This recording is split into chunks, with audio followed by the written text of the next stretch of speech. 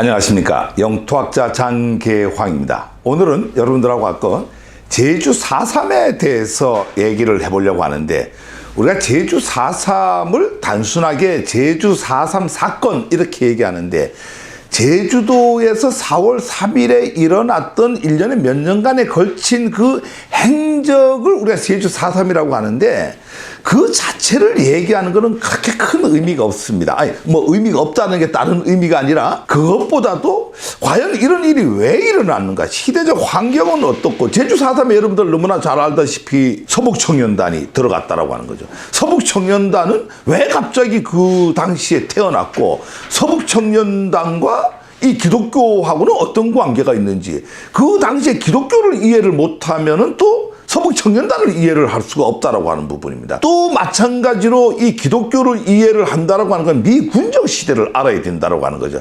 군정 시대를 이해를 한다라고 하는 것은 해방 공간을 이해를 해야 됩니다. 그래서 제주 4.3이라고 하는 저 멀리 있는 목표를 두고 오늘부터 한 3차례, 4차례 정도에 걸쳐서 제주 4.3을 목표로 해서 해방 공간에서 어떤 일이 있어났느냐, 이 문제를 여러분들하고 한번 함께 풀어가 볼 수 있도록 하겠습니다. 제주 4.3은 민족의 비극입니다. 가장 결정적인 요소는 우리 사회가 오늘날 가장 문제가 되는 게 뭐예요? 이념적 갈등이죠.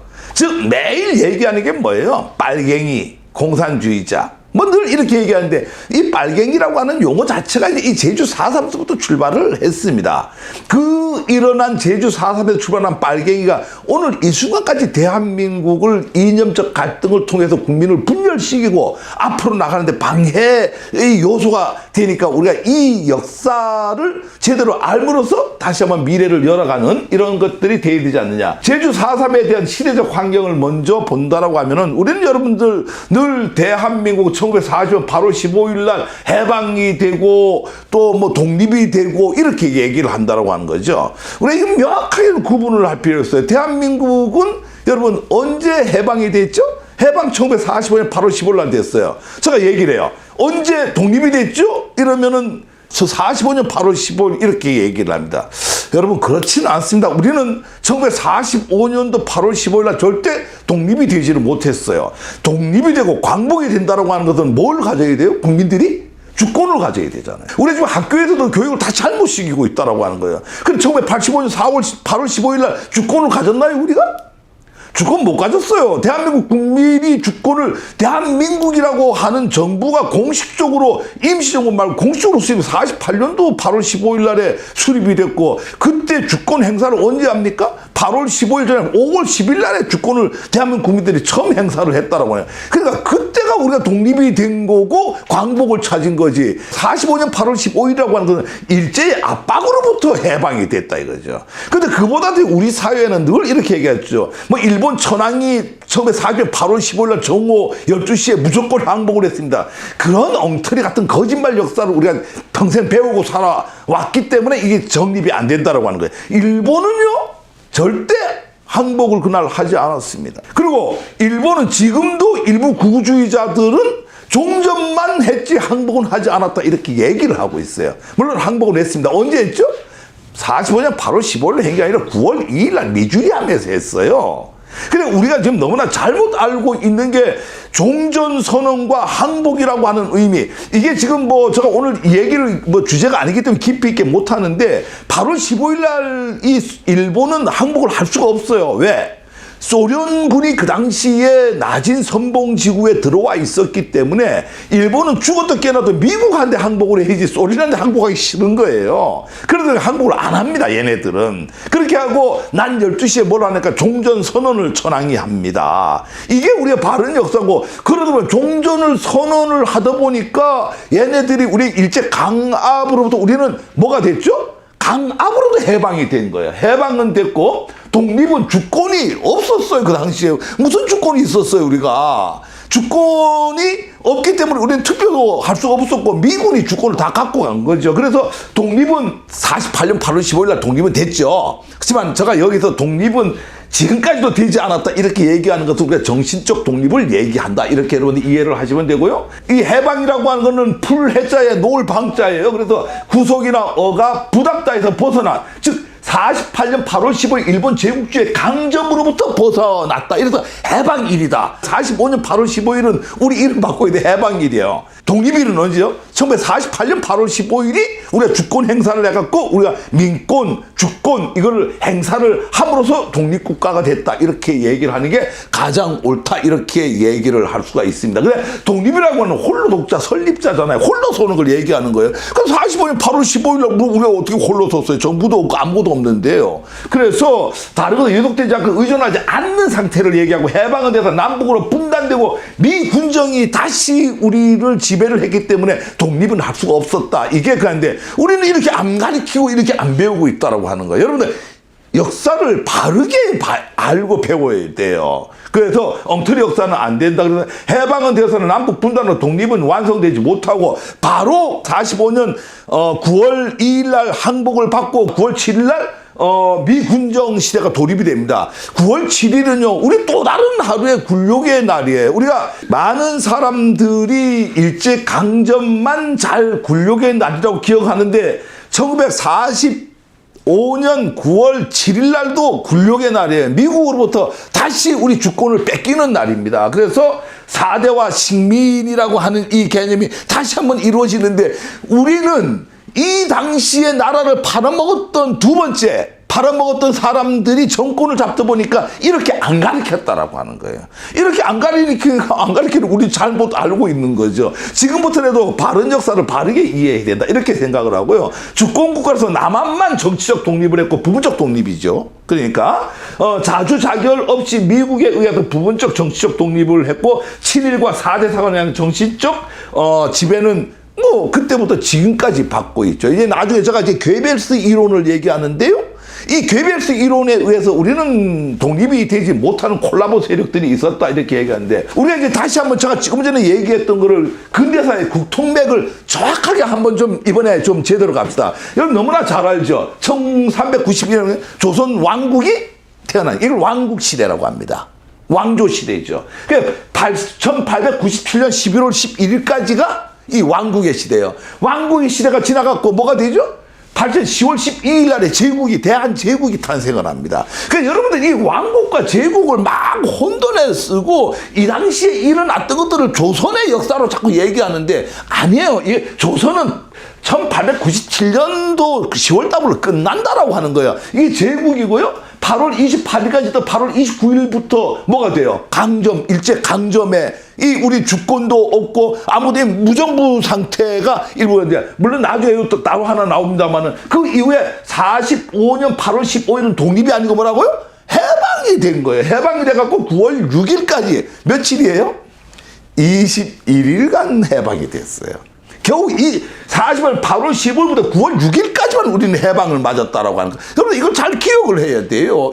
이런 역사를 안 가르치는 게 문제예요. 그럼 왜 안 가르치냐? 두리뭉실하게 이 당시에 강점시대에 대장하던 사람들이 민국시대에 대장을 하니까 이걸 어떻게 돼요? 그 사람들이 한꺼번에 연결해 만들어가다 보니까 이게 없는 걸로 생각을 한다라고 하는 거죠. 우리 바른 역사 제대로 이해합시다. 그 다음에 군정시대가 9월 7일부터 48년 8월 14일까지는 미군정이 지배를 받는 거예요. 이 미군정의 지배를 받았던 게 불과 몇십 년 전인데 그걸 잊었습니까? 기록이 없습니까? 왜 모르는 척 하세요? 모르는 척 하면 안 돼요. 이 역사가 바로 오늘날 우리의 갈등의 역사, 빨갱이를 만들어내고 기독제국주의를 만들어내고 이런 모든 것들이 이 시기에 3년간에 이루어진다라고 하는 거예요. 그 군정이 끝나고 1948년 8월 15일부터 민국의 시대가 오는 거예요. 그래서 여러분들 알고 있고 왕국과 제국과 강정과 해방과 군정과 민국 이 관계를 명확하게 여러분들이 이해를 하고 인식을 해야지만이 지금 현재의 문제점도 우리가 인식을 할 수 있고 그 문제점을 통해서 미래에 나갈 수 있는 해결 방안이 나온다. 우리 사회가 왜 이렇게 이념적 갈등이 심할까? 뭐 이런 부분들이 다 이 시기에 나온다. 그럼 이 시기를 우리가 어떻게 이해할 것인가 이런 것들이 있는데 물론 이 강점 시기에 1919년 4월 11일 날에 임시정부가 만들어지잖아. 그죠? 그래서 헌법적 가치에서는 여기서는 민국이죠. 그럼에도 불구하고 이 군정시대에 중층에 있던 임시정부를 부정을 합니다. 언제? 9월 6일 날요. 그래서 요 얘기는 좀 이따가 자세히 나오니까 하는데 이 문제들을 이해를 하려고 하면은 제주 4.3을 이해를 하려면 조선시대의 마지막 이 역사를 알아야 돼요. 조선의 역사 중에 그러면 세도 정치를 너무나 잘 알잖아요. 이 세도 정치에서부터 우리가 세도 정치라고 하는 건 순조가 11살에 왕위에 오릅니다. 헌종이 8세, 철종이 19세, 고종이 12세. 이게 뭐야? 공통점이 어린 나이에 왕이 되는 거예요. 어린 나이에 왕이 되다 보니까 이 왕이 어떻게 통치를 하겠어요? 왕이 통치를 하는 세도 정치를 하는 거예요. 전부 영조비 정순 왕후가 안동 김씨가 장악을 하고 이런 식으로 전부 이 처갓집에서 이 정치를 대신하는 이걸 우리가 세도 정치라고 하는데, 자 여기서 뭐 제가 세도 정치 얘기하려고 하는 게 아니라 이 전까지는 여러분들 흔히 얘기할 때 조선이 왜 망했느냐 이렇게 하면 사색 땅파 때문에 망했습니다. 그런 좀 어리석은 얘기 좀 하지 마세요.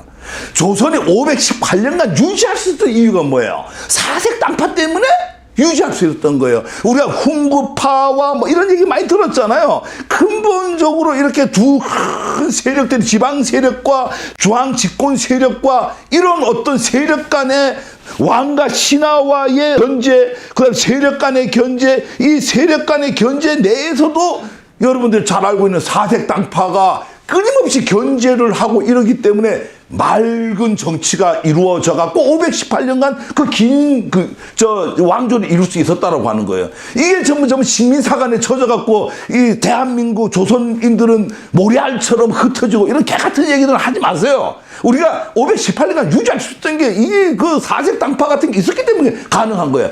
문제는 그 왜 망했느냐? 사색 당파가 견제를 하고 이런 싸움을 하다가 갑자기 노론이 일당 독재를 하는 거예요. 언제부터 노론이 일당 독재였어요? 순조 때부터 일당 독재를 한 거예요. 이 전까지만 하더 영종조 시대까지만 하더라도 이 사색 당파가 워낙 싸움을 많이 하니까 서로 간에 골고루 기용하는 이런 정치를 하다가 여기서부터 이제 뭐가 되죠? 노론이 일당 독재하는 거예요. 이 긴 기간 동안 일당 독재를 하니까 일당 독재를 하면 세상은 썩게끔 돼 있어요. 여기서 이 마지막 고종이 여기서 대한 제국으로 넘어가는 그 과정 속에서 이 노론이 일당 독재인데 노론의 일당 독재의 마지막 영수가 누구예요? 노론의 마지막 영수가 바로 이완용이에요. 이완용이가 결국은 이 일제강점기를 만들어낸다라고 하는 거예요. 그러니까 무슨 얘기예요? 이런 세도 정치라고 하는 개념은 다른 말로 한마디로 표현하면 노론의 일당 독재가 이루어진 시기다. 이 일당 독재의 마지막 영수가 이완용인데 이 이완용이가 뭘 만들어요? 일제강점기를 만들어 나라를 팔아먹는다라고 하는 거죠. 물론 그 시기에 보면 일진회하고도 싸웁니다. 서로 간에 나라를 먼저 팔아먹으려고 하다 누가 이겨요? 일진회보다 이완용이 이겨갖고 이완용이가 나라를 팔아먹는 거예요. 그래서 이런 어떤 노론 단독 집단이 다시 얘기하면 앞에 세도 정치 때 상당한 기간을 노론이 혼자 일당 독재하다가 다시 일제강점기가 들어간 35년간 또 뭐예요? 또 노론이 나라를 팔아먹었으니까 이 시기에 주류가 누구예요? 또 노론이 되는 거예요. 그러면은 이렇게 뭐 여러분들 이건 뭐 다 아는 내용이니까 그냥 넘어갈게요. 이렇게 일정 강경 노론이 또 단독 집회를 하다가 해방이 되고 미군정 시기를 지나고 정부가 수립을 하면 원래대로면 어떻게 돼요? 다 사형을 당하고 이래야 되잖아요. 우리 프랑스처럼. 나치 독일의 부역한 자들을 다 처단을 했던 거 아닙니까? 우리도 그렇게 했었어야 되는데 그러면 처단이 돼야 될 세력들이 해방공간과 미군정과 정부 수립할 때 이 노론이 또 대장했어요. 또 사회 주류가 됐단 말이에요. 그러니까 해방공간에서도 주류가 됐고요. 미군정의 주류가 됐고요. 민국이 만드는 또 주류가 됐어요. 그 주류가 언제까지 오고 있어요? 지금 이 순간까지 대한민국을 주류 세력이 장악을 하고 있다는 거예요. 그러니까 이 과정 속에 제주 4.3이라고 하는 건 이 과정 속에 있는 거예요. 그러니까 우리가 이 시기는 미군정 시기와 이 이승만으로 대별되는데 크게 미군정 시기로 이 노론이 재등장을 하죠. 이게 되게 우리 한국 역사를 바꾸는 거죠. 원래 반민특위에서 어떻게 돼요? 다 죽어야 되잖아요. 죽었는데 어떻게 이 사람이 재등장을 하느냐. 이게 바로 메가다 포고령 제1호 2조예요. 이 2조에 의해서 이 노론이 재등장을 하는 거예요. 또다시. 원래대로 다 반미특에 죽어야 되는데. 그래서 메가던 포리 2조에 이승만, 그 이후에 이제 이승만이 정부를 수립하고 미군정 통치 일제 강점기 부역자 대등장이 노론이 재등장을 한 거다. 이러니까 세도 정치에 단독으로 혼자서 다 헤쳐먹다가 나라 팔아먹고 35년간 또 주류로서 다 헤쳐먹다가 해방이 되고 미군정에 의해서 또 다 헤쳐먹고 그 사람들이 이승만에 의해서 또 다 이 주류가 되고 그 주류 세력이 지금 현재 대한민국 검찰이고 그 주류 세력이 대한민국 판사고 그 주류 세력이 생각을 해보세요. 언론 적폐 이 시기에 언론이에요. 검찰 이 시기에 검찰 제도가 지금까지 이어지고 있는 거예요. 학원 적폐 이 시기에 고려대 연세대 이게 다 학원 적폐가 이 시기에 만들어진 거예요. 그러니까 모든 적폐라고 하는 게 뭐예요? 쌓일 적자잖아요. 오랜 기간 동안 쌓이는데 그게 대부분 못된 것들은 이 시기에 다 만들어졌다. 이 시기의 주인이 누구라고요? 노론이에요. 이 역사가 오늘까지 이어도 보니까 바른 역사를 가려고 하는 사람하고 늘 대척점에 서갖고 싸우다 보니까 갈등이 만들어지는 거예요. 그래서 이런 역사 속에서 제일 먼저 일어난 사건이 바로 제주 4.3이다. 이렇게 보시면 되고요. 덧붙여야 될 게 바로 이제 이 시기가 메카시즘 형성기예요. 메카시즘이라고 하는 게 뭐예요? 미 국무부에 메카시 상원의원이 있어요. 메카시 상원의원이 뭐라고 하죠? 우리 미 국무부 내에 265명의 공산주의자들이 있다. 이 자들을 몰아내지 않으면은 큰일 난다. 발표를 해버려. 내가 증거 자료를 갖고 있다. 누구누군지. 미국 사회가 빨깍 뒤집히죠. 우리 선거 때 되면 그런 거 많이 했잖아. 지금까지. 똑같은 게 이 시기에 일어났던 거예요. 이 시기를 조금 더 이해를 하려고 하면은 이 당시 물론 그 이유가 되죠. 이 전후돼 갖고 러시아가 동방으로 막 진출을 하고 남하 정책을 펼치고 공산주의가 막 극도로 만들어지는 시기고 요 시기가 바로 언제예요? 중국 내에서는 국공내전이 일어나죠. 국공내전이 일어나고 누가 이겨요? 공산당이 이기고 국민당이 지잖아요. 그래서 국민당은 어디 대만으로 쫓겨내려가고 공산당이 그래갖고 이 시기가 바로 대한민국에 뭐가 일어나요? 한국전쟁이 일어나는 거 50년도예요. 그러니까 이 40한 7, 8년도서부터 시작을 해갖고 50한 2, 3년도까지 이런 어떤 공산주의에 대한 막 무서움이 느끼는 이 시기를 이용을 해갖고 메카시 상원의원이 우리 국무부에도 우리 뭐 요즘 그런 얘기 많이 하잖아요. 청와대에 빨갱이들이 있다라고 똑같은 얘기들이에요. 그냥 메카시즘이라고 하는 거예요. 우리 미 국무부에 있다. 이런데 미국은 역시 그래도 우리보다 합리적인 나라예요. 메카시 상원이 그 공화당 내에서 아니다라고 하는 거를 밝혀내갖고 메카시 상원을 추출해버립니다. 추출해버리고 명단이 있다 이러니까 민주당에서도 꼼짝 못하는 거예요. 민주당 내에도 뭐 자기 그 명단에 포함되어 있는 사람이 있는가 하고. 이 당시에 엄청나게 많은 연예인들부터 시작을 해갖고 다 문제가 돼. 사회에 엄청난 혼란을 갖고 왔어요. 지금 우리 살생부부 있잖아요. 그 연예인들. 똑같은 게 이렇게 해갖고 공산주의로 몰아버리는 이거는 메카시즘이라 그래요. 이 당시에 메카시즘, 여러분들 이 메카시즘 형성이 잘 알아야 돼. 이게 이제 서북청년단이 만들어지는 게 바로 이 메카시즘이에요. 여기서부터 우리 빨갱이가 나오고 제주 4.3이 나오고 여순 민중항쟁이 나오는 거예요. 그래서 절대적으로 이런 것들이 이게 이제 메카시즘 형성을 하다 보니까 메카시즘을 앞장세우고 만들어진 단체가 뭐예요? 서북청년단이에요. 서북청년단 다음 시간에 아주 자세하게 제가 한번 설명을 한번 드릴게요. 이게 기독국가가 형성되는 기독제국주의가 만들어지는 이 초창기가 바로 이 시기라고 하는 거예요. 그래서 이 해방과 군정과 정부 수립 이걸 알아야지 지금 이런 어떤 시기적 시대적 상황이 제주 4.3을 만든다 이렇게 보시면 되고요. 해방 공간의 일지만 한번 좀 잘 볼게요. 자, 이게 몇 년도예요? 우리 해방되기 전이잖아요. 44년도 8월 10일 날이에요. 뭐가 만들어지죠? 조선 건국동맹이 만들어집니다. 이게 참 너무 중요한 겁니다. 이게 누가 여운형이요? 여운형이 동경을 갑니다. 그 해방되기 1년 전이에요. 동경을 갔는데 딱 보니까 대동아 전쟁에서 일본이 진다라고 하는 걸 직감적으로 느끼는 거예요. 자, 그러니까 우리 몽양 선생을 여러분들이 연구를 잘해야 돼요. 이거는 대단한 일인 거예요. 1년 전에 동경 시내를 보고 대동아 전쟁이 지니까 우리는 건국을 할 준비를 해야 된다고 해갖고 바로 한국에 들어와서 만든 게 8월 10일 날 만든 게 조선 건국동맹이에요.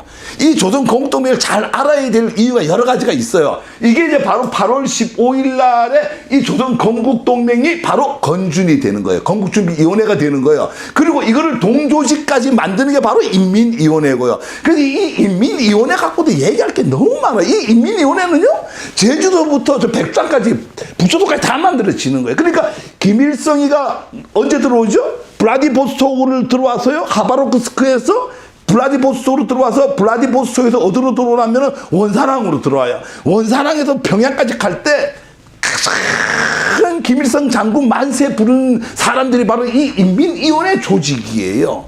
그 다음에 45년 9월 2일 날이 되게 중요한 날이죠. 이게 바로 일본이 이날 항복했어요. 아까 얘기했듯이 소련에 항복하기 싫어갖고 미국에다가 이날제와 항복을 하고 미주리 함상에서 했죠. 그 다음에 9월 6일 날이 이게 좀 우리 대한민국의 제일 슬픈 날이에요. 여러분들 또 하나 기억을 해야 될 게 조선인민공화국을 잘 알아야 돼요. 이게 만들어졌던 며칠 있었죠? 하루 있었어, 하루. 너무 재밌는 거죠. 근데 이 하루 있었다는 게 중요한 거 아니죠. 임시정부 말고 한반도 내에서 최초의 정부를 수립을 한 게 딱 한 번이 딱 있어요. 그게 언제예요? 이게 바로 1904년 9월 6일 날에 조선인민공화국을 선포한 거예요. 그 이게 아까 이게 연결이 되는 게 왜 이렇게 표를 만들었냐면은 건국동맹이 건준이 되는 거고 건준 조직이 그대로 조선인민공화국이 되는 거예요.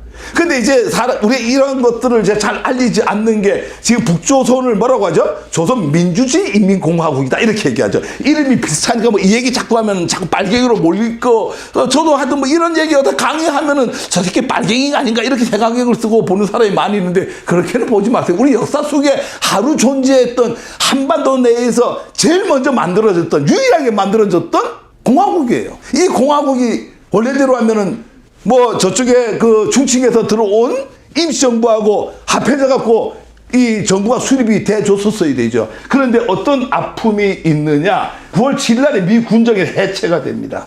그 다음에 이 9월 7일 날 네 가지가 한꺼번에 없어지죠. 여기 조선인민공화국이 없어지고요. 여기 있던 건준이 없어지고요. 인민위원회도 부정을 하고 상해 우리 임시정부를 부정합니다. 이게 바로 9월 7일 날 이거를 모든 걸 부정을 하고 미군이 직접 한반도를 통치하겠다. 이러니 우리가 말할 때 이렇게 얘기해요. 소련은 해방군이다. 그 다음에 미국은 뭐예요? 점령군이다. 이게 바로 점령군이에요. 그러니까 소련은 왜 해방군이냐 이렇게 얘기하면 꼭 저보고 자꾸 빨갱이라 그래요. 아, 저 사람은 소련 편들고 이러는데 소련은 해방군이에요. 소련은 어떻게 하죠? 들어와갖고 김일성 장군이 원산으로 들어와서 평양까지 오면서 열렬한 환영을 받아갖고 딱 들어오니까 정부를 딱 만들어주고 빨리 빠져버려요. 조용히 그냥 소련은. 그러니까 해방시킨 거죠. 그런데 미국은 왜 점령군이라 그래요? 바로 이런 식으로 와갖고 미국이 직접 통치를 해버리는 거예요. 한반도를. 그래서 소련은 해방군이고 미국은 점령군이다. 이렇게 하고 9월 8일 날에 이제 하지 중장이 인천항에 들어옵니다. 이 나중에 보면 이제 인천항에 배가 정박을 하는데 그 배 위에 누가 올라가느냐. 이게 대한민국 역사를 바꾸는 거예요. 역사가 이 배 위에서 바뀌는 거예요. 나중에 이거 뭐 지금 설명하면은 나중에 가인거리 없으니까 나중에 얘기하는데 이 배 위에서 지금 대한민국은 그러니까 하지 중장 보고 뭐라고 하니까 당신들 너무 늦게 왔습니다. 이미 대한민국은 공산주의자들 물들인 자들이 이미 인민위원회를 중심으로 싹쓸이하고 있습니다. 대한민국을. 그러니까 하지가 이 큰일 났거든 안 되겠다 싶었던 거예요. 그러니까 하지 중장이 내려서 첫 번째 하는 말이 뭐예요? 나 하지 중장은 점령군의 입장에서 이 한국을 통치 뭐 이렇게 얘기합니다. 여기는 아주 우리는 일본의 속국으로서 나쁜 놈으로 이렇게 하고 하지가 내리는 거예요. 왜? 그렇게 교육을 받았기 때문에. 이미 이 한반도는 이 빨갱이들의 손에 넘어가서 인민위원회가 장악을 하고 있으니까 왜 이렇게 늦게 왔습니까? 이게 이제 갖고 영어를 잘하는 사람만 올라가요. 누가 올라갔겠어요? 배 위에 영어 못하는 사람이 못 올라가잖아요. 그 당시 영어를 할 줄 아는 사람이 누구예요? 여기서 막 대충 결론을 낼게요. 영어 누가 할 줄 알아요? 기독교인만 하는 거예요. 왜? 대부분의 기독교인들이 목사 교육 받으려고 그 뭐라고 하죠? 신학교에 가느라고 미국에서 공부를 했거든요. 그 사람들이 모든 것들을 아는 거예요. 이 당시에는 영어를 할 줄 아는 사람들이 모든 지배 세력의 주류가 됐다. 이 사람들이 전부 노론 적폐들이다 이거죠. 김성수나 조병욱 뭐 이런 사람들인데 이 뒤에 보면 이 사람들 문제점이 나옵니다. 자, 가장 대한민국의 아픈 날 또 하루 9월 9일입니다. 9월 9일은요? 미 군정 체계가 시작이 되는데 총독부 있죠? 조선 총독부. 총독부 뒤뜰에 국기 개양. 여러분 인터넷 찾아보면 국기 하강식하고 나와요. 거기서 일본기가 탁 내려옵니다. 일본기가 내려가고 무슨 기가 올라가요? 태국기가 올라가 있는데 성종기가 올라가는 거예요. 그때 뭐 했어요? 누가 하고 인수인계 하는 거예요. 영토와 영민에 대해서. 이게 바로 하지 중장하고 마지막 총독인 아베 노부유키하고 인수인계를 하는 거예요. 이런 아픈 역사가 이게 바로 뭐 이게 메가도가 이승만이고요. 이 노론문화를 재점화하는 어떤 그 결정적 역할을 하죠. 자, 이래서 아까 뭐라 그랬어요? 메가다 포고령이 9월 7일 날 내린다 그랬죠. 이게 대한민국 역사를 바꾸는 거예요. 이 포고령 하나가. 그래서 간단하게 볼까요? 자, 이게 이제 1조는 다른 얘기 아니야. 메가더가 미국이 다 통치한다. 내 말 다 따르라. 모든 권한은 나의 관할을 받는다. 너네 주권 없다. 이렇게 우리 독립 안 된 거죠. 확실하게. 두 번째, 2조가 이제 이 노론이 재등장하는 원인이 된 거 뭐야? 정부의 공공 및 명예직원 유무급 종사자는 추후 명령 때까지 종래 기능 및 의무를 수행하라. 해방이 되니까요. 일제의 부역자들이 꽁꽁 숨어갖고 바깥에 나오지도 않았어요. 나오지도 않았는데 21일간 이 사람들 숨어 살았던 거예요. 그런데 포고령 제1호가 딱 내리니까 이 사람들 어떻게 하라고요? 이 말이 어려운 거 아니야. 일제 부역했던 사람들 다 경찰은 경찰로 돌아가고 검찰은 검찰로 돌아가고 판사는 판사로 돌아가고 다 제자리에 가라 이거예요. 이러니까 노론이 죽어야 될 반민특위에서 다 사형을 당해야 될 노론들이 다시 미군을 등에 업고 떳떳하게 딱 나서갖고 이 세상에 다시 나온 거예요.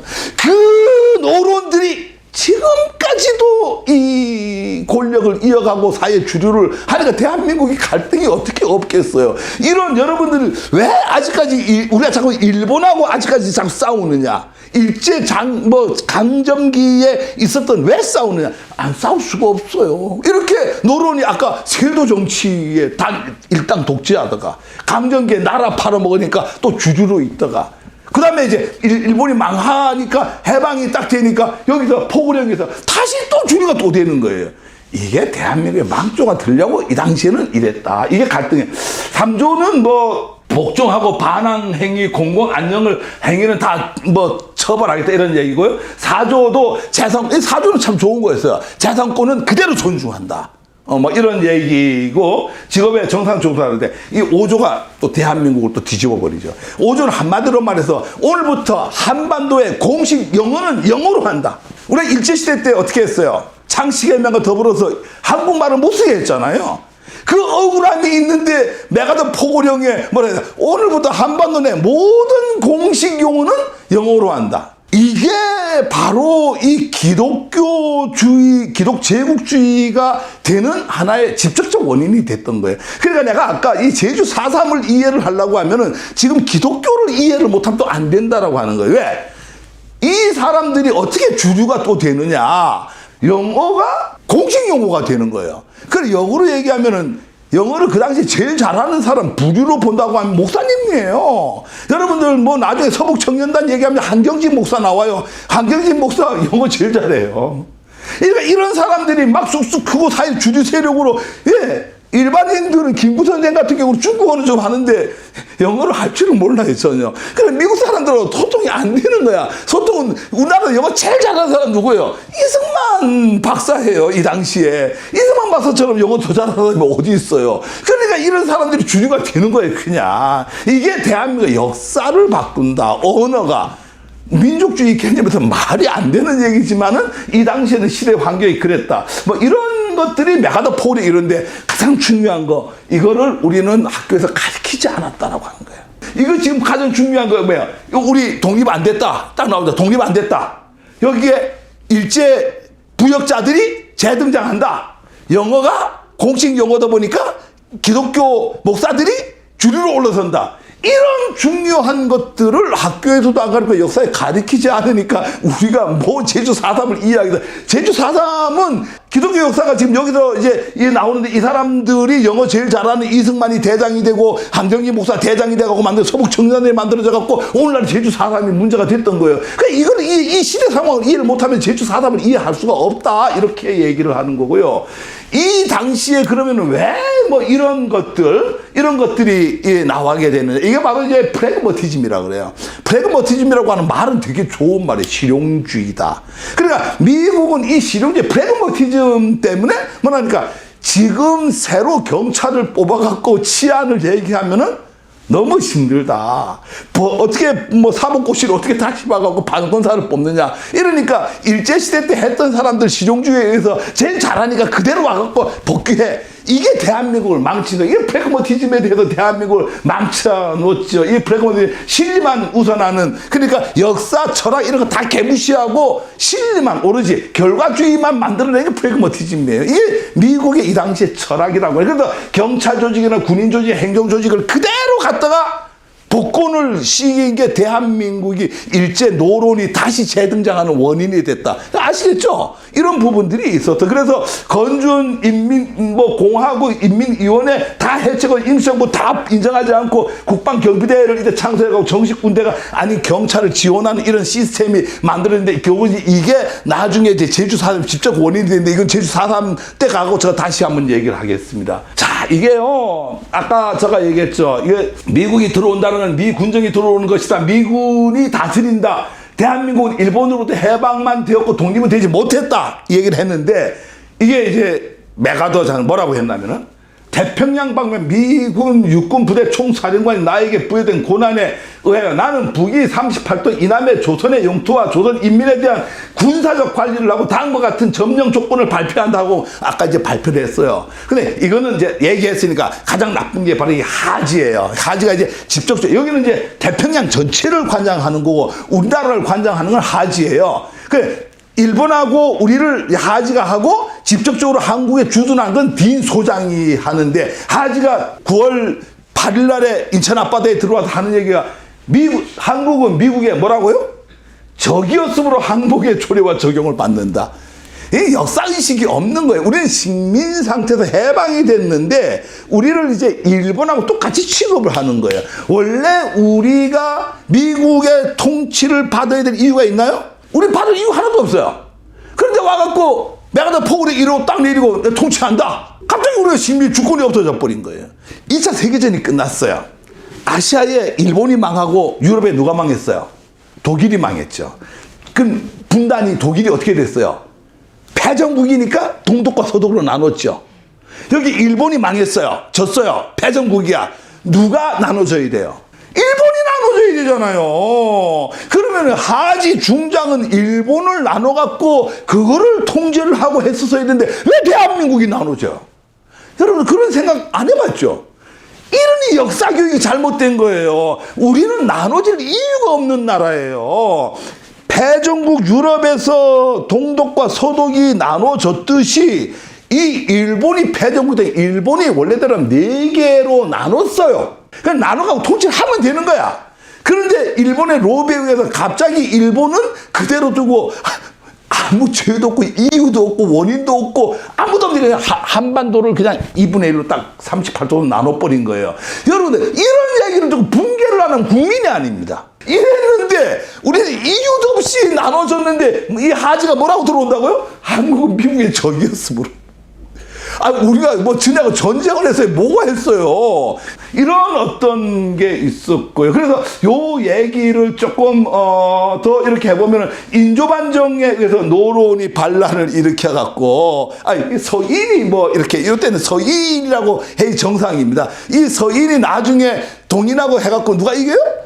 이쪽이 이기는 거죠. 그래서 이 노론이 이제 이겨갖고 노론에서 국정이 지배가 되고 한 병탄이 되잖아. 그죠? 병탄이 됐는데 노론이 매고 나라 팔아먹고 또 주류 사회가 되고 미 군정이 해갖고 또 메가더 포고령 제1호 2조에 의해서 또 노론 중심해갖고 정권을 장악하고 이게 이승만 정권을 만들어내는 거예요. 여러분들 이 역사를 모르면은 안 됩니다. 그래서 사회 주류 세력으로 권력을 장악하고 매국으로서 사회주의 확보를 하고 사회 주류 세력으로 등장을 하고 또 기독교인 중심의 통일 세력을 반대하는 거죠. 그래서 김구 이런 거 반대를 하고 이승만 중심의 그 반공 이데올로기 아까 메카시즘 얘기했는데 메카시즘을 앞세워갖고 왜? 이게 좀 뒤에 나옵니다. 이승만은 민족주의자가 아니에요. 우리가 보수라고 하는 건 민족주의 성향을 갖고 있는 민족주의 아니다 보니까 내세울 게 없는 거예요. 이념과 철학을. 그래서 만들어진 게 바로 메카시즘이에요. 이거를 보수의 메인 철학으로 이념으로 이 세상에 공산주의를 내세우는 게 그게 보수다라고 한다는 전 지구상에 대한민국 하나뿐이 없어요. 공산주의라고 하는 것은요. 공산주의 반대가 뭐예요? 어떤 사람은 민주주의 반대가 공산주의라고 했는데 공산주의 반대는 민주주의의 반대는 독재주의예요. 민주주의의 반대는 전제주의예요. 공산주의의 반대는 뭐 자본주의예요. 그런 공산주의라고 하는 거를 이거를 갖고 그 보수의 이념으로 삼는 이런 나라는 없는 거예요. 이거는 언제 때 이런 일이 있었냐면 아까도 얘기했던 메카시즘에 의한 메카지 상원의원이 있을 때 이런 일이 1940 한 6, 7, 8년, 9년, 10년 요때에 있었던 일을 지금까지도 뭘 하게 되면 저 청와대에 빨갱이가 앉아갖고 이렇게 하니까 남남 갈등이 일어난다 이런 얘기예요. 그러니까 이런 것들이 왜 일어나게 되냐면 바로 이 괴벨스 이론이 괴벨스가 누군지 잘 알잖아요. 괴벨스 누구예요? 히틀러의 그 홍보 장관이에요. 홍보 장관이 괴벨스인데 이 괴벨스가 이렇게 이게 복잡한 게 다 빼고요. 우리가 많은 나라 쳐들어가 봤다. 많은 나라 쳐들어가 봤는데 쳐들어가면 그 국민은 세 파로 분류가 되더라. 한 파는 완전히 레지스탕스, 그러니까 저항주의자. 우리 김구나 이런 세대에 한 10% 정도. 또 한 파는 콜라보레이션 세력이더라. 그냥 가면은 찰딱 달라붙어갖고 아이고 그 함께 갑시다 이런 세력이 한 10%. 나머지는 오피튜니스트. 그러니까 기회주의. 그러니까 기회를 보는 거죠. 그냥 뭐 적당히 나서지 않고 죽지 않기 위해서 이렇게 이게 괴벨스 이론이에요. 같으니까 10%의 레지스탕스 세력이 있고 또 10%의 콜라보레이션 세력이 있고 나머지 한 80%는 옵티미스트 세력이더라. 이건 괴벨스가 하는 얘기예요. 가보니까 그렇더라. 그러면 우리는 두 번에 걸쳐서 이런 게 있죠. 나라를 팔아먹을 때에 엄청나게 저항 세력이 있었죠. 그죠? 그 다음에 나라를 팔아먹을 때 이완용이나 을사오적 이런 사람들은 콜라보 세력이잖아. 그죠? 일본하고 딱 붙어갖고. 근데 일본이 망했단 말이야. 망하고 이제 미국이 들어오는 거야. 그러니까 그걸 두 번 있는 거야, 그게. 미국이 딱 들어올 때 또 여기 또 뭐 우리는 미국을 반대하는 세력이 엄청 그 당시에 많은데 이날 졌단 말이야. 그 들어오는데 이승만 이런 사람들 콜라보레이션 세력이란 말이야. 미국하고 또 쫙 달라붙어갖고. 그 나머지 이 80%는 그냥 우르르 따라가는 거지, 이기는 쪽으로. 이게 대한민국을 망치는 거였는데, 이래서 콜라보레이션 세력이 이 당시에 그랬는데, 이 미군정하고 가장 콜라보가 잘 된 세력이 대한민국에서 이 당시에 기독교라 이거예요. 한국 기독교를 이해를 해야지만 제주 4.3을 이해할 수 있다. 한국 기독교가 낳은 이상한 이 괴물이 서북청년단이고 그 서북청년단이 바로 이 기독교를 대표하는 이 당시에 세력이었고 그 세력들이 콜라보 세력들이다. 미군정과 이승만과 기독교가 하나가 돼갖고 만들어낸 작품이 그게 제주 4.3이에요. 제주 4.3 얘기를 하면 이 얘기를 안 할 수가 없는 거예요. 이걸 알아야 된다. 그래서 미군정과 기독교와 이승만과 반공주의는 하나로 갔다. 이래서 대한민국 주류 세력이 등장을 하는 거예요. 그래서 미군정 시대는 영어를 잘하는 경험 있는 인재들과 그 다음에 개혁적인 기독교 신자들이 하나의 미군정 시대를 개막을 하는데 이게 한국 기독교의 부흥. 제가 목사님들 만나면 목사님들 교회 가면 이렇게 얘기해요. 우리 하나님이 대한민국을 특별히 사랑해서 대한민국의 뭐 부흥을 개똥 같은 얘기해요. 하나님이 대한민국을 왜 특별히 사랑해요? 하나님은 아프리카에 있는 사람이나 아메리카에 있는 사람이나 대한민국을 똑같이 사랑해요. 그냥 대한민국 교회가 왜 이토록 부흥했나? 특별히 사랑해서 대한민국이 부흥한 게 아니라 콜라보 세력이 미국하고 짝짝꿍 돼갖고 이렇게 대한민국이 빨리 교회가 성장을 했던 거예요. 그래서 한경진 목사에 의해서 뭐가 만들어지죠? 서북청년회가 만들어지는 겁니다. 이승만 시대가 개막이 되죠. 이 이승만 시대는 서북청년회 뒤에 뒷받침하는 거예요. 여기에서 제일 먼저 일어난 사건이 바로 제주 4.3 사건이고, 그래서 숨죽이던 노론의 친일파들이 공격이 다시 시작을 한 거예요. 여기까지만 하고 오늘 마치겠습니다. 이승만 정권의 대색적 관계가 있어요. 이걸 잘 알아야지 제주 4.3이 왜 일어난지 알 수가 있어요.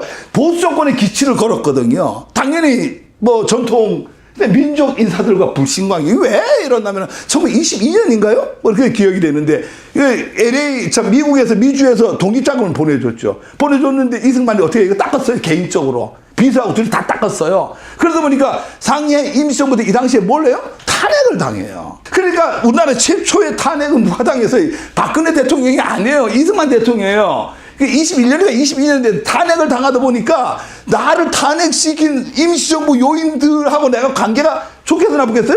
당연히 나쁘죠. 그러니까 임시정부에 있었던 그 레지스탕스 세력하고는 아주 관계가 안 좋은 거예요. 그러니까 이게 대승적 관계가 이미 보수적으로 기득하는 민족주의 인사들하고는 관계가 안 좋았다. 두 번째는 영어만 잘하는 기독교인의 한계.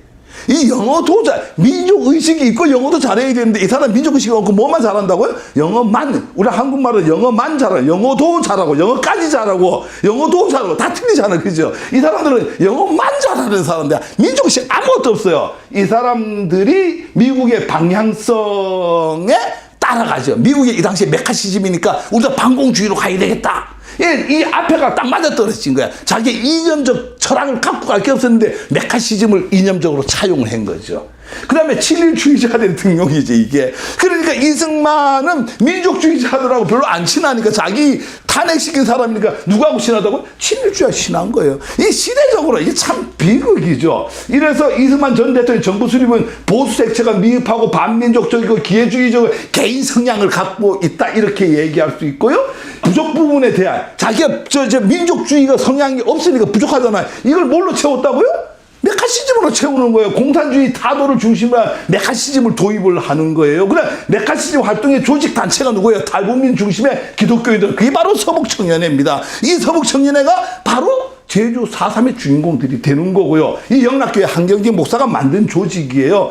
권력과 기독교가 일체가 되는 거예요. 미 군정과 이승만 전 대통령 기독교가 일체화가 되는 거고 기독교인들의 다 노론화가 되는 거예요. 이 뒤에 제가 다음 시간에 할게 이제 이 사람들이 뭘 만들어내요? 국대한 사건. 여러분 국대한 사건 모르죠? 국대한 사건을 모르면 지금 이 시대를 이해를 못해요. 대한민국이라는 서울대 출신들이 다 장악을 하고 있죠.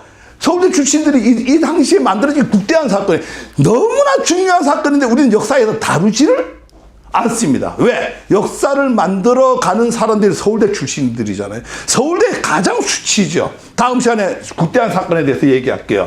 이런 어떤 부분이 종교, 사법, 학원, 정보, 경제, 언론, 권력, 적폐현상이 이때부터 그 노론에 의해서 그냥 멀리도 왔죠. 제도 정치도부터 시작이 돼갖고 쫙 여기까지 오는 거예요. 이게 대한민국입니다.